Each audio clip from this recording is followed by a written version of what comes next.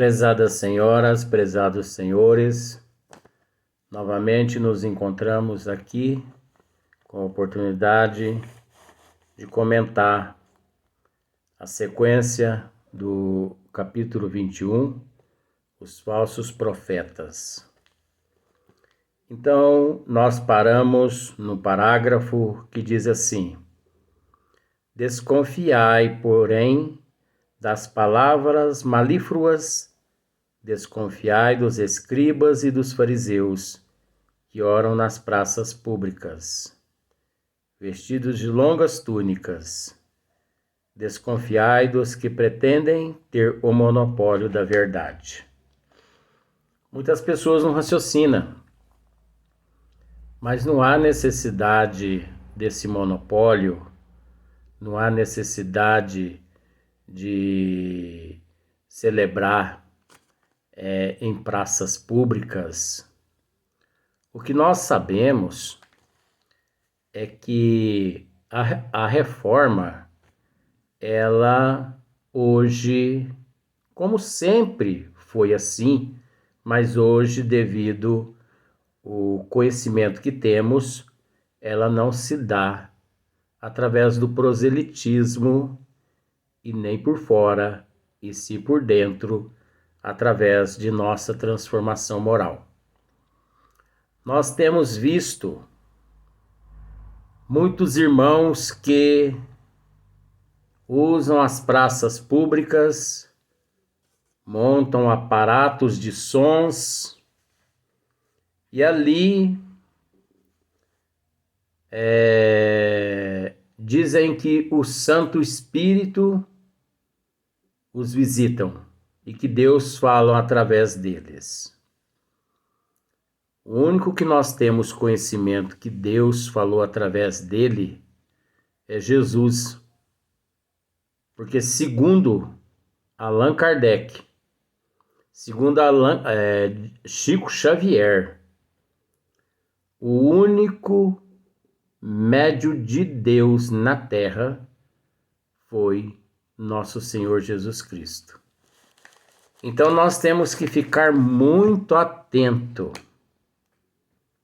porque esses falsos profetas, eles conseguem ludibriar até mesmo aqueles que se dizem ter conhecimento das leis divinas.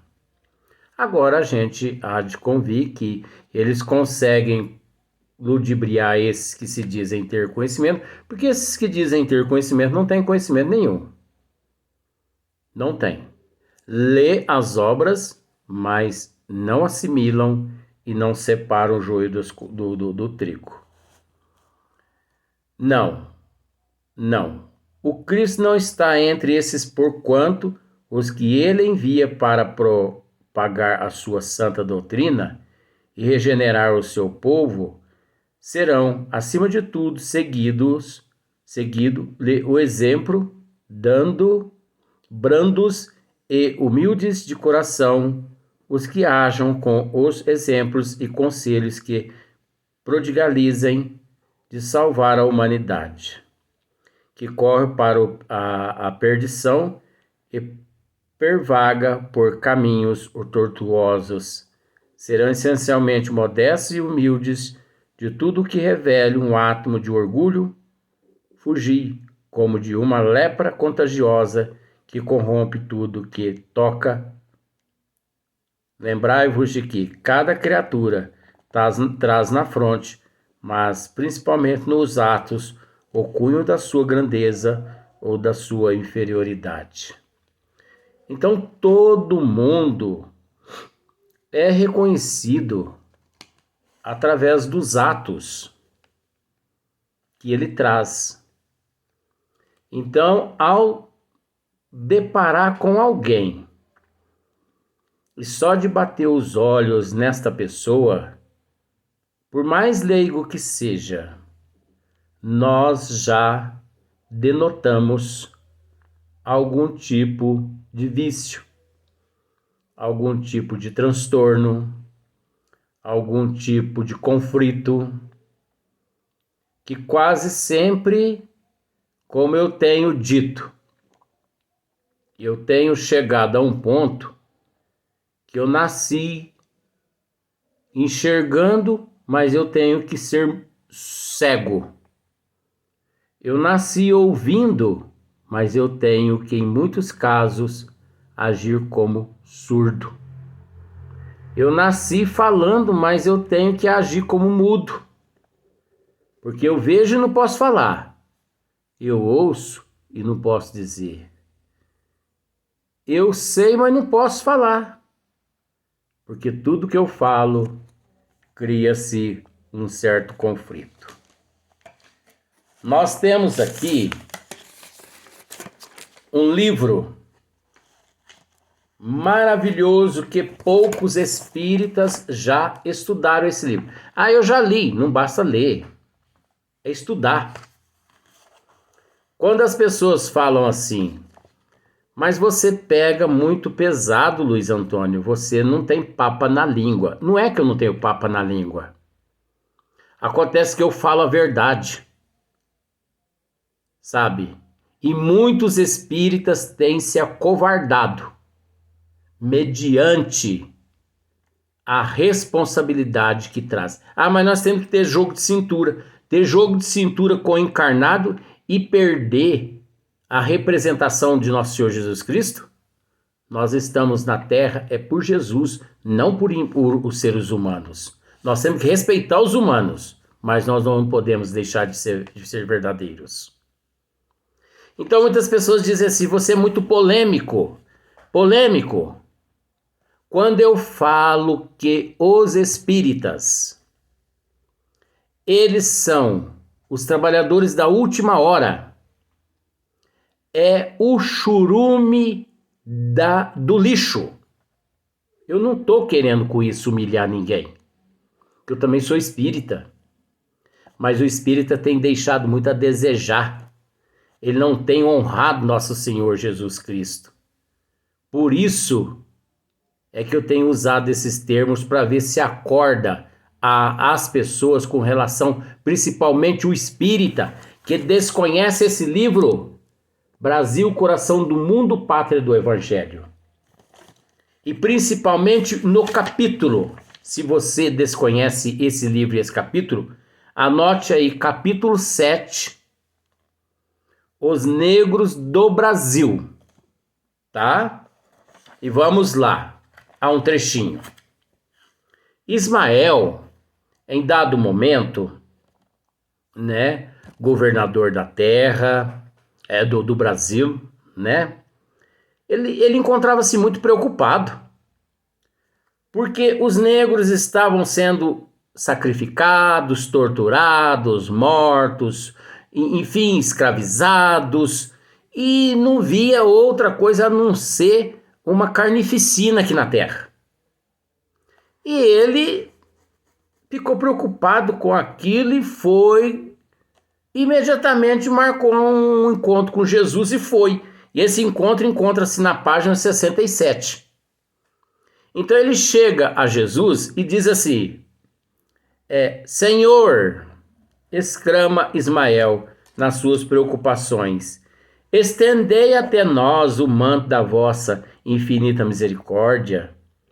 Enviai-nos o socorro das vossas bênçãos divinas, para que as nossas vozes sejam ouvidas pelos espíritos que aqui procuram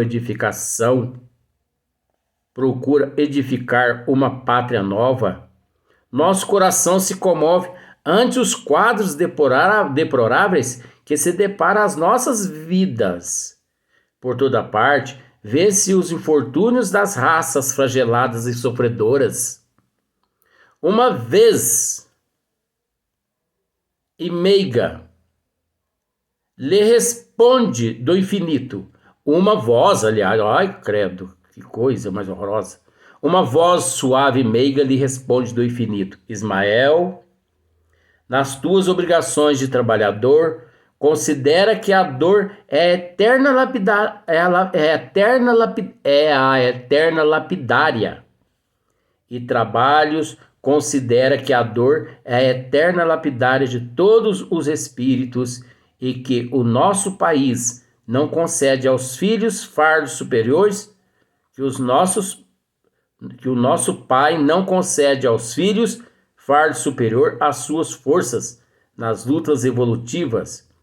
Abriga aí na sagrada extensão dos territórios do país do Evangelho todos os infortúnios e todos os infelizes no meu coração, e com as súplicas dolorosas de todos os seres sofredores que se agrupam nas regiões inferiores dos espaços próximos da terra. Agasalha-os no solo bendito que recebe as irradiações dos símbolos estrelados, alimentando-os. Ismael ficou maluco, ficou doido. Ele foi pedir ajuda a Jesus e Jesus jogou, com todo respeito, uma batata quente na mão dele. Porque escute só: o pão substancioso dos sofrimentos depuradores, das lágrimas que levam todas as manchas da alma, leva a essas coletividades espirituais sinceramente arrependidas do seu passado obscuro e delituoso, a tua bandeira de paz e de esperança. Ensina-lhes a ler os preceitos da minha doutrina, nos códigos douradouros do sofrimento. Ismael sente que luzes compassivas e misericordiosas lhe visitam o coração e parte com os seus companheiros em busca dos planos da erraticidade mais profunda da terra. Daqui a pouquinho eu vou mostrar quem eles encontram lá. Aí se encontram antigos batalhadores das cruzadas, senhores feudais da Idade Média, padres e inquisidores, espíritos rebeldes e revoltados, perdidos nos caminhos das trevas, das suas consciências polutas. O emissário do Senhor desdobra nessas grutas de sofrimento e suas bandeiras de luz como estrela d'alva, assinalando o fim de profunda noite. Irmãos, diz ele, lá nas grutas, exorta ele comovido, até o coração do divino mestre. Chegaram os vossos apelos do socorro espiritual da sua esfera de brandos reboios cristalinos. Ordena a sua misericórdia que as vossas lágrimas sejam enxugadas para sempre. O ensejo novo de trabalho que se apresenta para a redenção das vossas almas desviadas nos desfiladeiros do remorso e do crime. Há uma terra nova onde Jesus implantará o seu evangelho de caridade, de perdão e de amor indefinível. No século futuro, essa pátria generosa será a terra da promissão para todos os infelizes dos seus celeiros inesgotáveis. Sairá o pão de luz para todas as almas, mas preciso se faz nos voltemos para o seu solo virgem e exuberante e construir-lhes as bases com os vossos sacrifícios e devotamento. Ali encontrareis nos carreiros aspérrimos da dor que depura e santifica a porta estreita para o céu de que nos fala Jesus nas suas lições divinas. Aprendereis no livro dos padecimentos salvadores a gravar na consciência os sagrados parágrafos da virtude do amor, na epopeia de luz da solidariedade, na expiação do sofrimento. Sabei que todas as aquisições da filosofia e da ciência terrestre são flores sem perfume, ou seja, sem calor e sem vida, quando não se tocam das claridades do sentimento aquele que vós que desejarem o supremo caminho vinham para a rosa oficina do amor, da humildade e da redenção. E aí, nas estrelas escuras e tristes da angústia espiritual, viu-se então que falanges imensas, ansiosas e extasiadas, avançavam com fervorosas coragem para as claridades obscuras naquela mansão de dor e de sombra. Todos queriam, no seu testemunho de agradecimento, beijar a bandeira sacrossanta do mensageiro divino, o seu emblema, Deus, Cristo e caridade. Olha que interessante, queridos irmãos. E muitas pessoas, por falta de conhecimento, com todo respeito, todo mundo tem o direito de julgar. Eu não estou aqui querendo me defender de nada.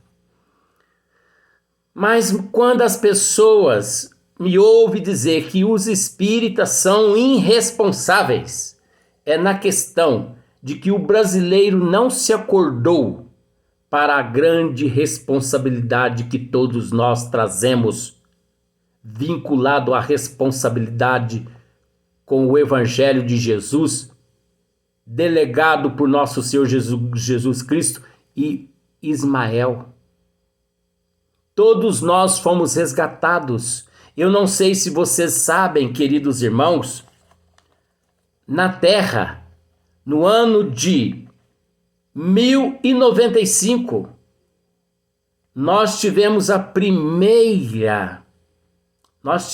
primeira cruzada sob o comando de Gregório I e Gregório II, que defendia o Santo Sepulcro, que já não existia nada mais ali a ser protegido. E em nome, fingidamente, do Santo Sepulcro, milhões de pessoas deixaram o corpo físico. 8 cruzadas. E depois das 8 cruzadas, houve a época das Inquisições. Depois das Inquisições, houve a época da escravidão. Agora, queridos irmãos, segundo a informação espiritual, todos nós hoje, trabalhadores da última hora, fomos nós aqueles que atuamos como soldado, como chefes, como líderes, como políticos, como papas, como bispos. A cúpula. Fomos nós que atuamos naquela época e milhões de cristãos nós matamos, dizendo, com a desculpa de que estávamos defendendo o Santo Sepulcro de nosso Senhor Jesus Cristo. Então nós, ao cometer essas atrocidades todas, nós fomos parar em regiões abismais, profundas, onde todos nós um dia fomos resgatados de lá pela equipe do anjo Ismael, a mando de nosso Senhor Jesus Cristo. E hoje nós nos encontramos no Brasil reencarnado, com a responsabilidade do auxílio através da mediunidade como representantes de nosso Senhor Jesus Cristo. E muitas pessoas não estão se preocupando com isso. Muitas pessoas querem água fresca, querem viagens e mais viagens, carnavais e mais carnavais, sombra e água fresca. E quando se fala em espiritismo, associa-se em centro de Umbanda. Um dia eu quero falar ainda a respeito de Umbanda aqui, mas vou deixar mais para frente. Mas as pessoas não pararam para raciocinar até hoje. Aí você pode me dizer assim, mas você não está falando sobre os falsos profetas. É lógico que eu estou falando. Eu estou falando, tanto é que eu busquei assuntos das cruzadas para ver onde é que nós nos encontrávamos nas furnas umbralinas. Fomos resgatados e foi concedido a nós, trabalhadores da última hora, para proteger a doutrina dos espíritos como trabalhadores da última hora e guardiões da doutrina dos espíritos. E o que nós temos feito? Queridos irmãos, eu vou repetir. Nunca se viu tanta intriga quanto dentro das casas espíritas.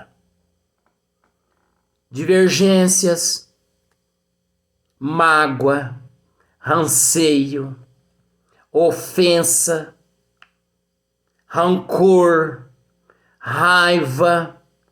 Ora, eu faço-vos a pergunta: que as pessoas estão fazendo dentro das casas espíritas, cultivando esse tipo de sentimento? Por favor, Não estou falando mal de ninguém. Mas quem alimenta esse pensamento, olhe para o rumo da porta da casa espírita e pensa assim: aquela porta é a serventia da casa. Eu vou sair e nunca mais vou voltar aqui. Porque espiritismo não é para quem quer. Espiritismo é para quem aguenta. Reforma, mudança de hábito e de atitude, de comportamento. Expurgo do orgulho, do inveja, do ciúme e da avareza.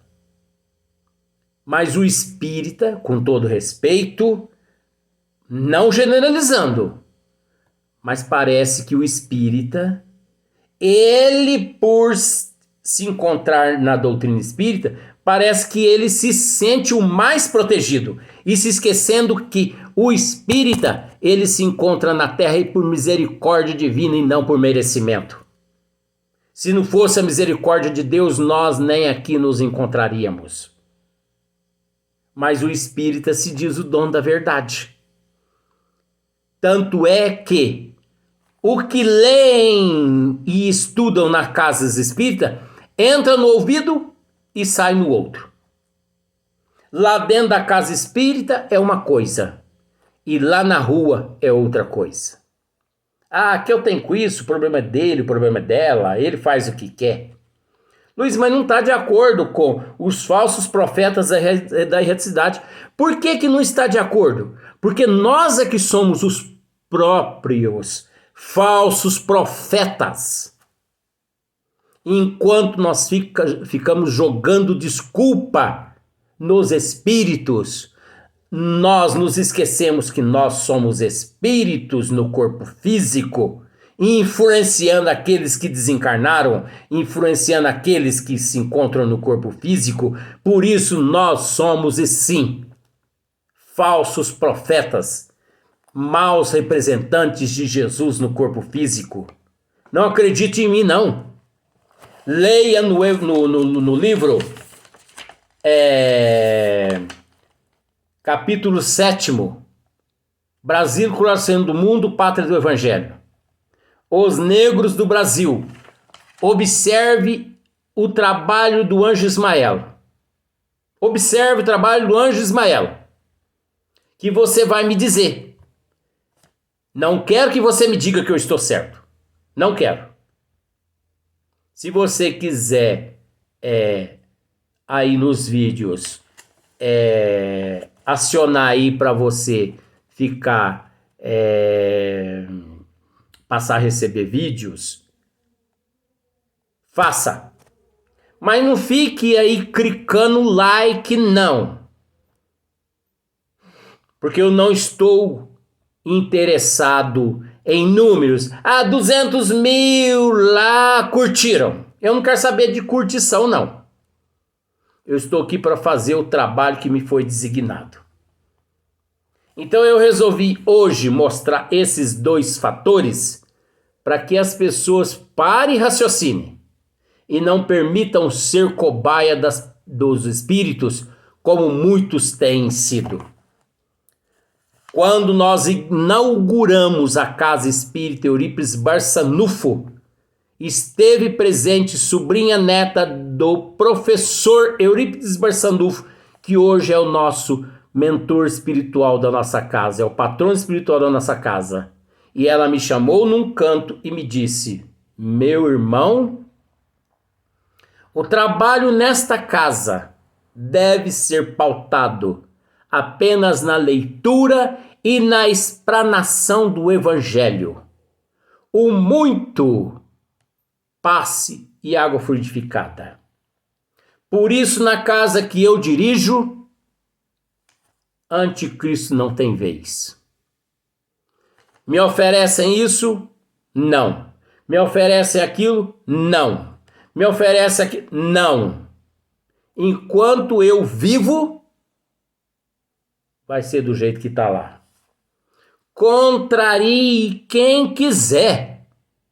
Eu não contrariando Deus e Jesus é o que me importa, por mais que eu respeite a humanidade. Mas a humanidade tem que aprender. porque que amam e respeitam todas as ciências e não respeitam a ciência mãe de todas as ciências, que é a doutrina dos espíritos, que é o espiritismo. A todos o nosso abraço fraterno, que Deus nos ilumine e nos proteja.